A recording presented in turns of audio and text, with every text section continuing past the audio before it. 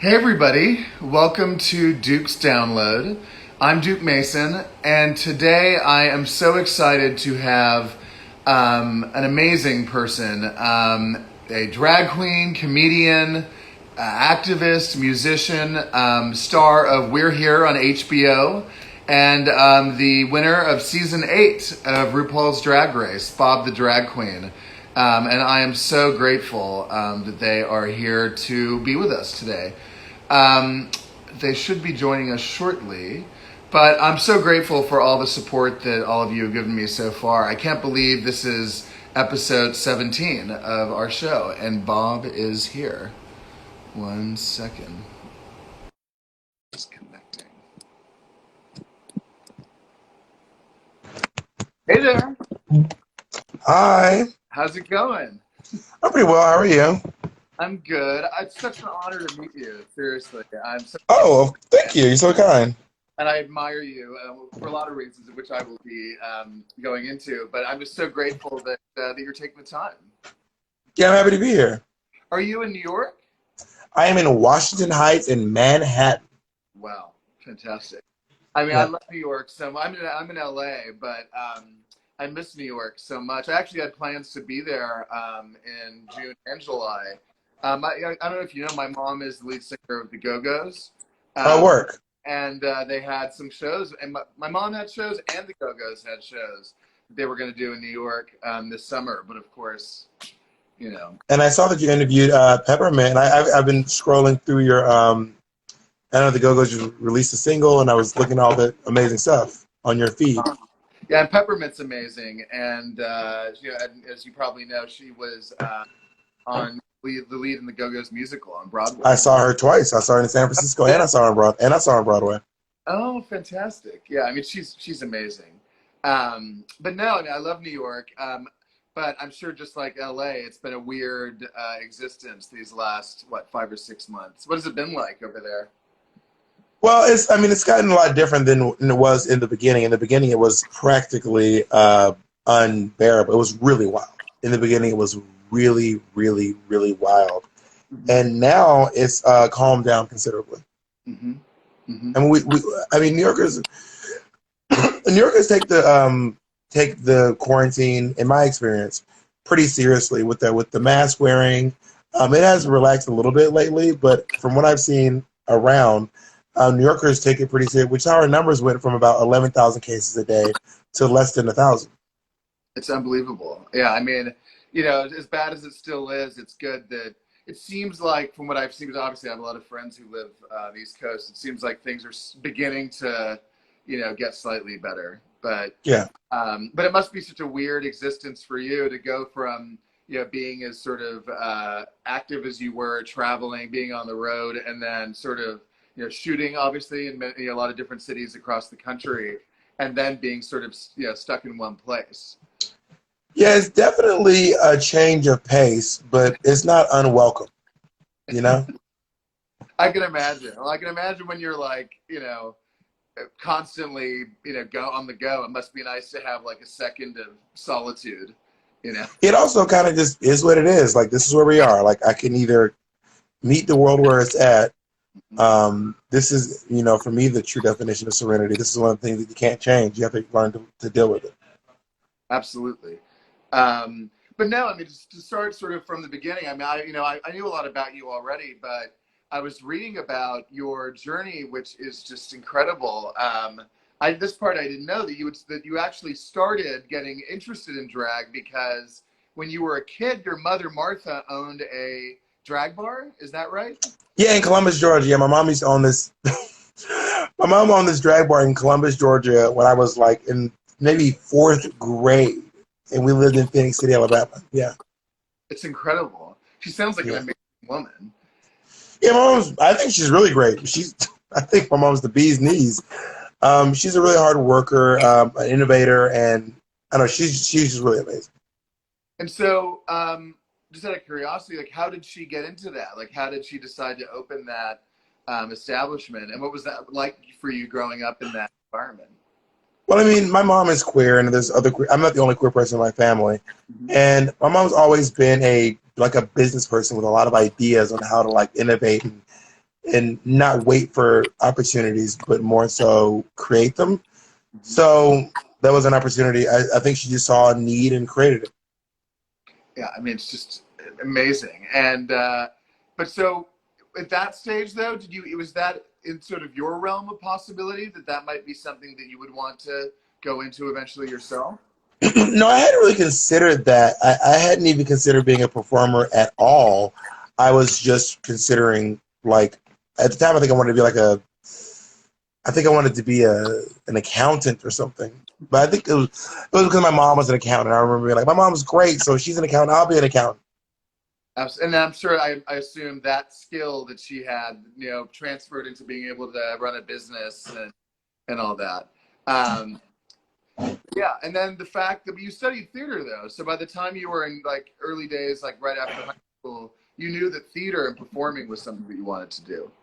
Yeah, in high school is when I decided to start doing theater. I decided to become like a theater. Like I joined the drama club in high school, and then that's when I realized I definitely want to be a performer for a living. It was like a revelation. I was in like ninth grade, no, 10th grade when I joined the drama club.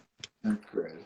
And then at what stage did comedy become something that you were interested in? Because you're the only drag personality I can think of. I mean, of course, there's always usually an element of humor, but the fact that you decided to make that sort of to call yourself a comedian, I thought was like a unique thing. And when did your interest in comedy start?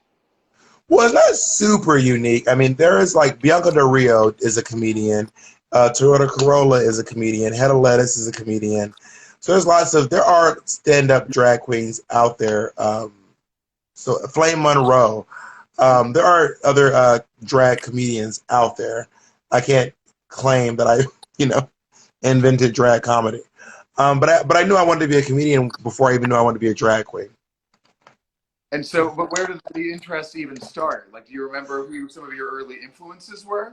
Yeah, my favorite comedian of all time is Chris Rock. I just thought he was just the fucking funniest and like smart and political, really, really brilliant. That's definitely where my interest for like comedy came from. And I remember deciding that I wanted to be a comedian around like 19 or 20. 19 or 20. Wow. And by the way, I should mention for people who haven't seen your latest comedy special, live at Caroline's, it's so good. By the way, and Oh, people thank you, should watch thank it you.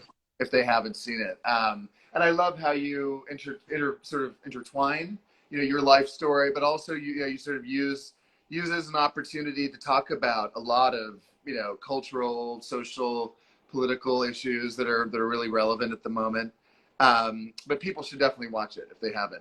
Um, Please check it out. I have two specials out. There's a Suspiciously Large Woman available on Amazon, and Bob the Drag Queen Live at Caroline's available on iTunes.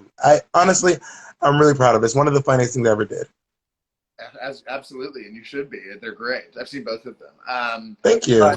but I was gonna ask, yeah. So I mean, obviously you were aware of drag from a young age, but then I also love the story of how the way that you got interested in sort of doing it yourself was because you were watching RuPaul's Drag Race, the first season, and then Yeah, I mean, my first idea to do drag was after seeing Bibi Zahara Benet on season one. And I thought to myself, oh my goodness, this person like reminds me of me. I see myself in that person. Like I saw a reflection of myself on TV, and I was like, I want to have a piece of this pie. amazing. And I mean, like, you remember the moment that you were watching it? And you were like, I think it's something I might want to pursue myself. Say that again. Was there a moment where would you remember watching it and thinking like this is something I actually want to do myself? Oh, literally immediately. Yeah. I mean, it's I just love that trajectory that you went from watching it for the first time and then what 5 or 6 years later, 8 years later. 8 years later. Okay, all right. Yeah. So it wasn't quite quick. Wasn't that quick? So yeah, because first season would have been what 2008 or something like that. Right. Yeah. Exactly. Yeah. But wow, that's pretty incredible. And then of course to go from that and winning season 8 to doing We're Here, which, but honestly, I've cried so much watching that show. Thank you.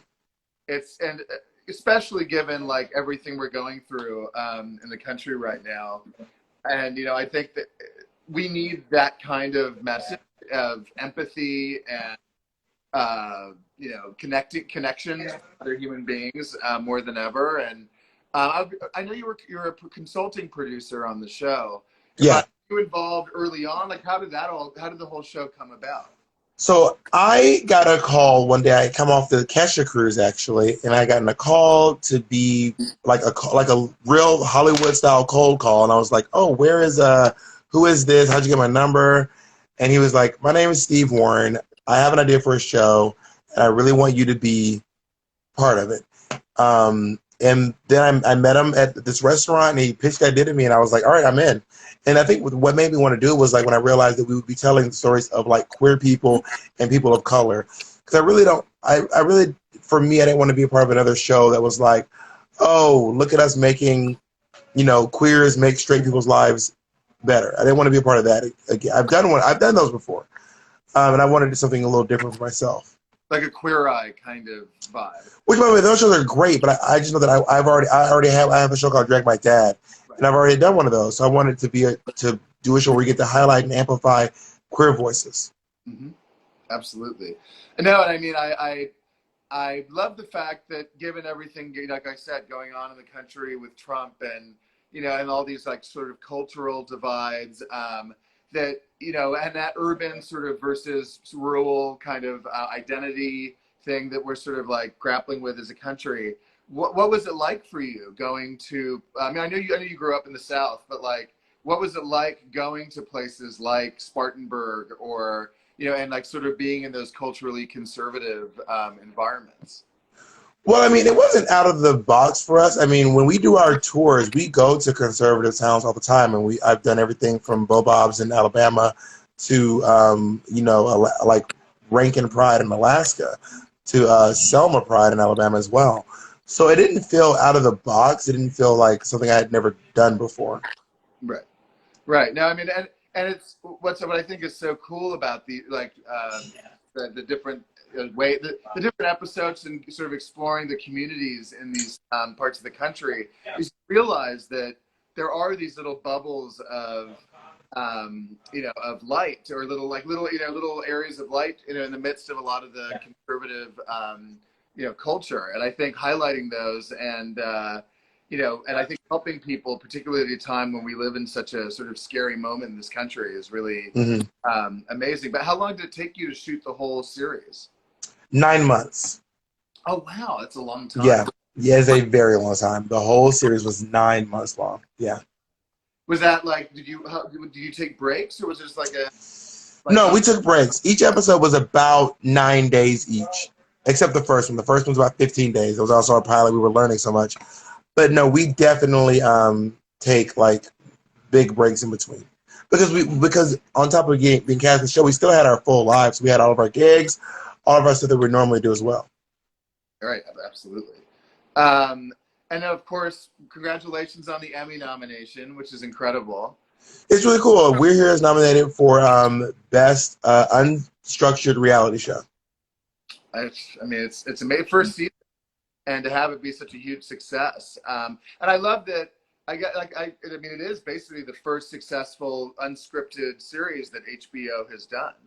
Well, it's literally the first unscripted series HBO. HBO's never done an unscripted show ever. We're the first one.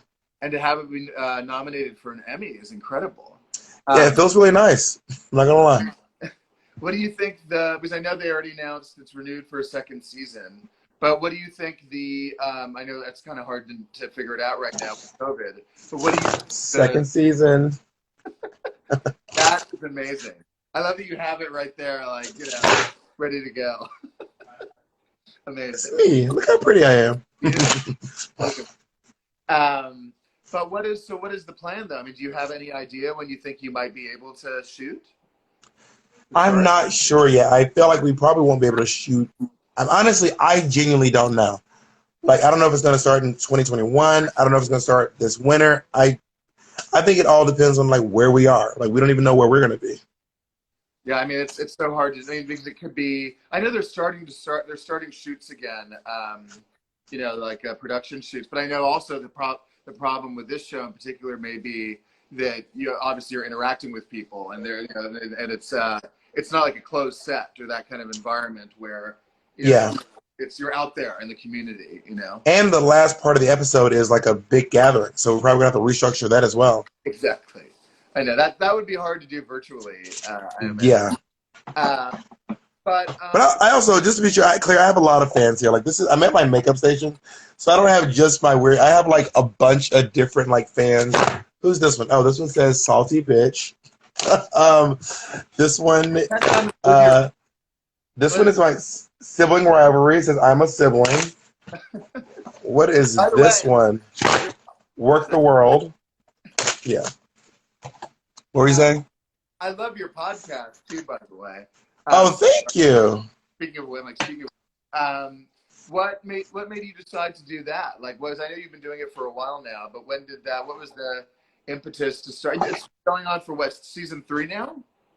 Yeah, our seasons are we just do them. We call the seasons whatever we want to call them. We've been doing it for about 2.5 years now, and it started when I was in Berkeley, California, and Monet was in New York City, and we just were talking on the phone a lot because she's my best friend. And then we just ended up talking about the most ridiculous things ever and arguing so much. And then I was like, I bet people would want to hear this, like us always arguing about stuff. And then thus was born Sibling Rivalry. And to think that you've kept it going for 2.5 years in the midst of all the other stuff that you've been doing. Yeah. I don't know how you do it. I mean, you're so. Oh, thanks. It's crazy. Well, I have a great team, which is nice to help me organize my life. You see what someone said, waiting for a Bob Peppermint moment. Oh, when me and Pep have a lot. Pep and I do these talks on my YouTube channel, which I'm really excited to bring forth. We've done like 3 of them so far, and we just filmed another one the other day. So those are coming. Those are going to be amazing. And so, but I love that in addition to all the stuff that you do, that you also find time to do these other projects. Like, I love the fact you did the Out Loud Raising Voices series. Oh, yeah. Because, I mean, one thing that I've always been really passionate about is representation, whether it be LGBTQ, people of color, women. I've always felt that, like, both in terms of representation in an office, but also representation in the media. I've always thought, giving people someone that looks like them on the screen is so important. I love that, that series was aimed basically serving as a showcase to try to elevate, the more diverse artists. And yeah, I was really proud to be part of it. How did you get involved in that, or what was the impetus for that? They reached out to my management actually, and then I looked at what the cause was for, and I was like, I'm into this. It was super cool. And the Black or BLM Black Queer Town Halls were really amazing too.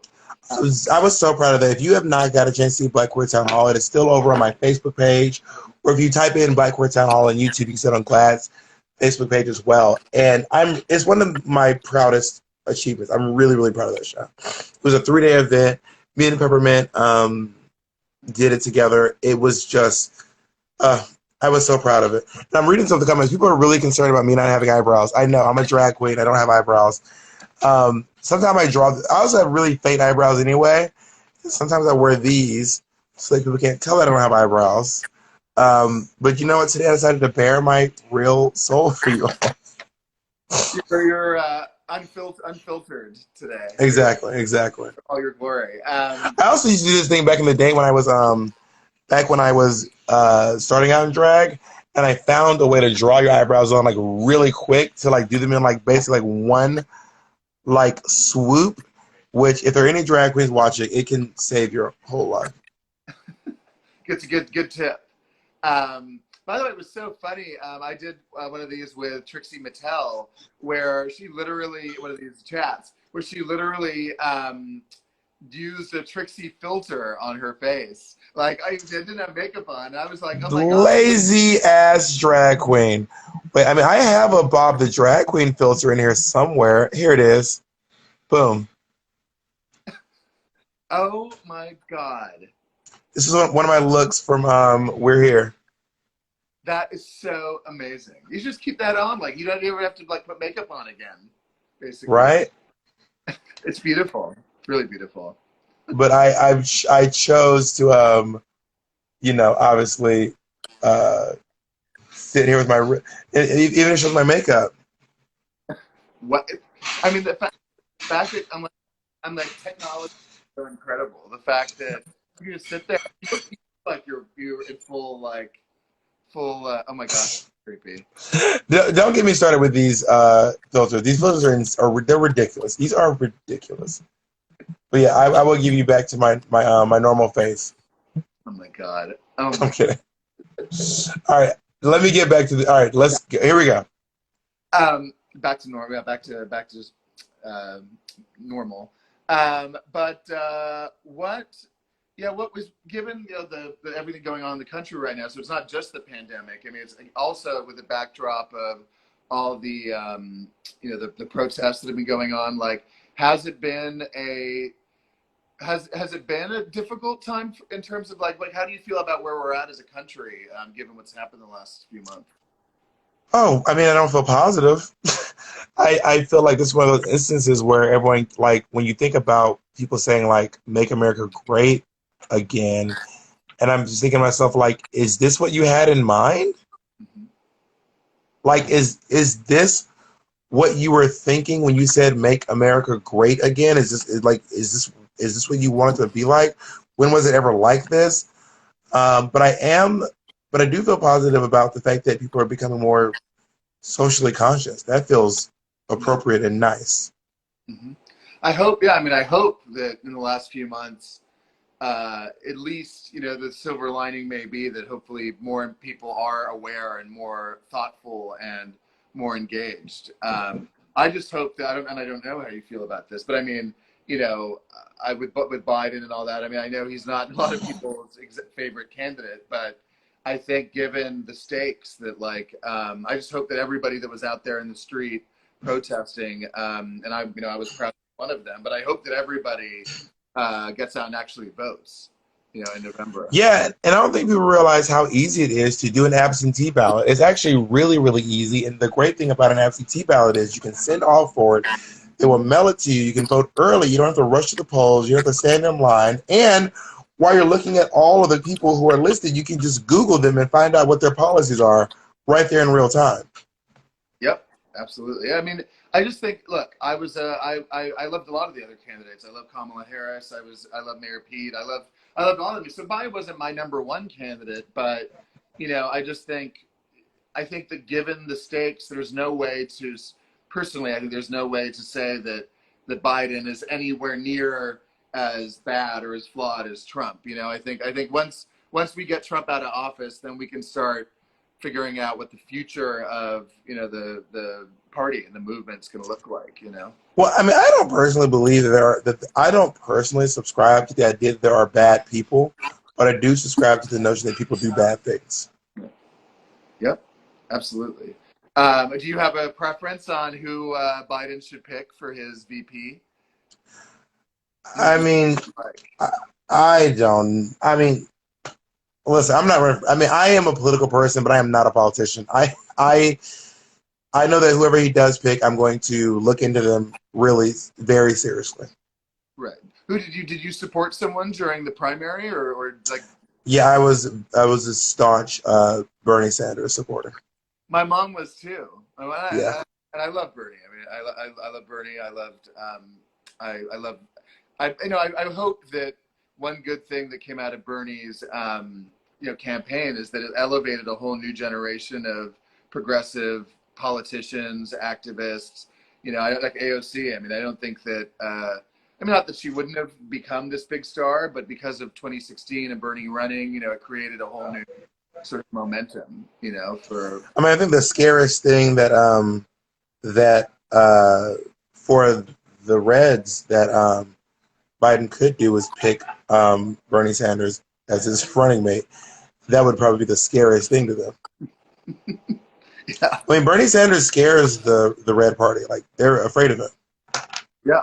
Well, no, I thought one thing that was so interesting was that the states where Bernie did the best were actually like in the primaries were actually like places like West Virginia and like working class like sort of states and then cities and areas because even though people may think, oh, those are conservative areas, he was speaking, regardless of like party, he was speaking to the issues that those people were dealing with, economic issues.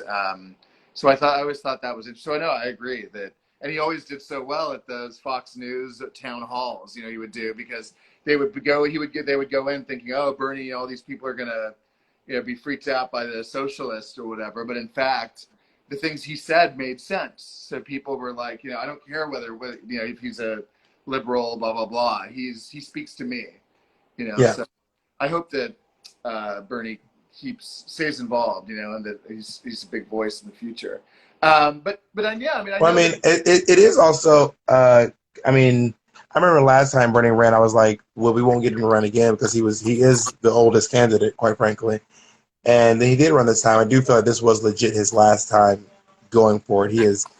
I mean, he'll be, I think, in his 80s next time the presidency comes around. I think he literally will be. I mean, let me see, how old is Bernie Sanders? Let me see. I'm going to Google this. 8 now, or 77.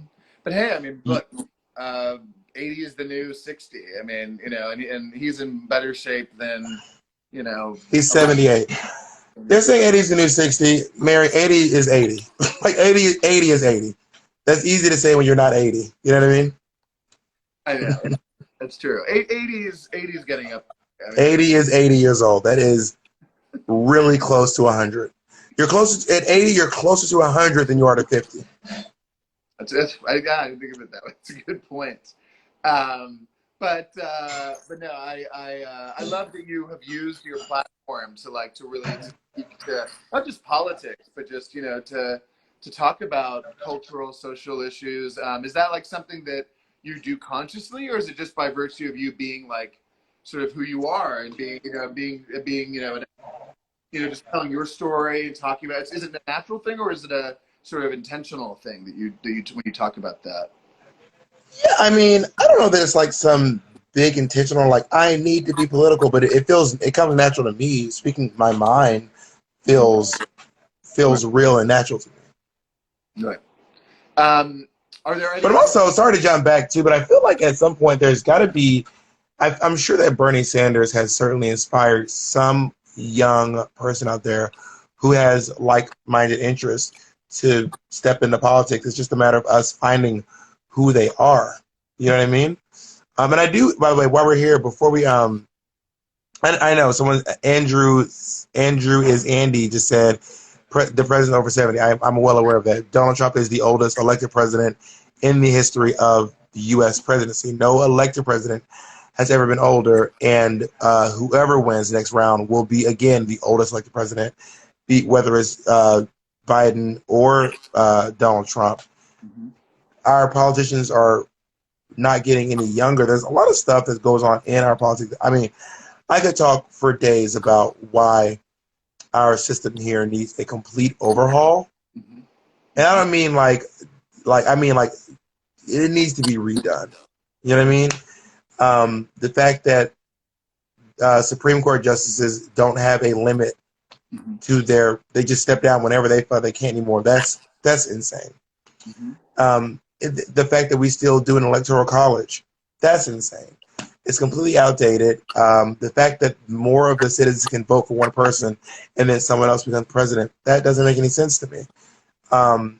Before we leave, I do want to spend a moment to talk about Black Trans Lives Matter. It is one of the most important things and topics to me right now.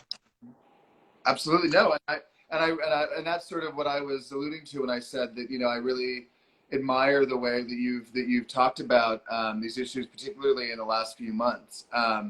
But I saw, I think it was the image of the rally that took place. I think it was in Brooklyn or in New York during the height of the protests in June. It was the Black Trans Lives Matter rally that I think had like 10,000 people in New York, which I thought was so inspiring. And so I just really hope that one of the things that comes out of this really dark period that we're in is hopefully people are more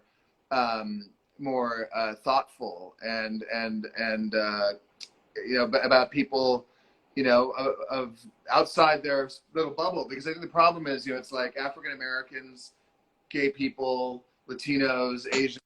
I think we need to think of it not so much as separate communities and movements, but as sort of an intersectional movement for social justice. You know. Well, here's the thing. People are saying like that the Black Lives Matter movement is separate from the Black Trans Lives Matter movement. You have to acknowledge that that's where, if you're Black and you're trans, Right. then there you are right there in the middle. Like Black lives doesn't exclude trans lives in any regard, in any shape, form, or fashion.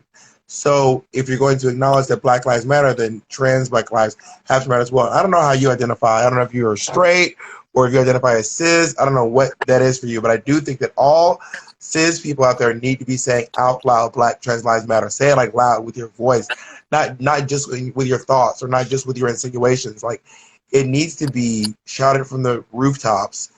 Absolutely. Because once whoever follows you, if there is, I don't, do you identify as queer? I'm gay, yeah. I'm gay. Work. So anyone who's watching you, all the cis white gay guys who watch you, who are oftentimes really problematic, all those folks who are watching you, when Black trans lives matter to James Duke, they matter to that person as well. This is why I was telling my friends out here, people like Katia and Trixie, they have to say it as well, because the platform that they have, or the group, or all these people, when you say it, the people that believe in you, that love you, then those things matter to them as well. Without a doubt. And in fact, you know, that was something that I really, not that I grapple with in the sense that I didn't agree with it or understand it, but, you know, when the protests first started, you know, and I talked to, because I live in West Hollywood, and I was talking about, you know, how for me, you know, West Hollywood has always sort of represented, you know, for 30 years, you know, LGBTQ sanctuary and all that. And then it was pointed out to me, not that I wasn't aware of this, but it's like, well, actually, a lot of people of color and trans people and Black trans people feel as if, you know, this community doesn't necessarily represent them, or that they haven't necessarily felt fully welcomed and accepted in this community. That, you know, West Hollywood has a history of, you know, rejecting you know, people of color and trans people from nightclubs. Oh, you don't need to explain. You don't need to explain this to me. I mean, maybe to these viewers, but like, that's the thing that I'm trying to get people to realize. Just because you know, that's how the queer rights movement has done our trans family so wrong. Once like the cis white gays cross the threshold, they're like, oh, we got it, we're good, we got what we need, everyone. And it's like, are you not looking back? Are you not looking back at everyone who you left behind you, who quite frankly propped you up to get to exactly where you are?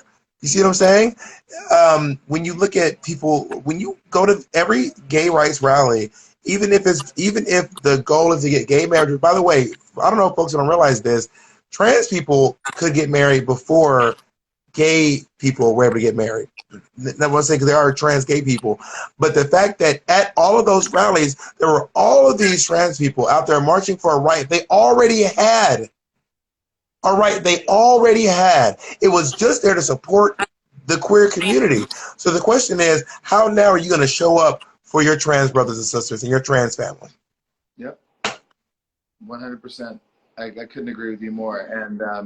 And I'm grateful that you're out there and that you're talking about this and being outspoken. And I certainly am trying. That's why, you know, I love having these conversations. That's part of why I started this series, because I think there needs to be a lot more public conversations about these issues, you know. But I'm really grateful to you for taking the time. I was going to ask, are there other upcoming projects that you're working on right now? What do you have on the horizon? As of right now, I'm just working on projects that are not quite announced, but I'm working on a lot of great stuff. You can always go to bobthedragqueen.com to check out any of my information. And again, I'm just going to challenge everyone watching, you too, James, everyone around. This is a time where you get to use your privilege, whatever privilege you have. Everyone has a little bit of privilege, and you get a chance to use your privilege to make other people's lives better. Diversify your friend group. I would say, if you don't have any Black friends, what's going on? If you don't have fat friends, what's going on? If you don't have trans friends, what's going on? Because these people are all in your communities. We are already out here in all these places.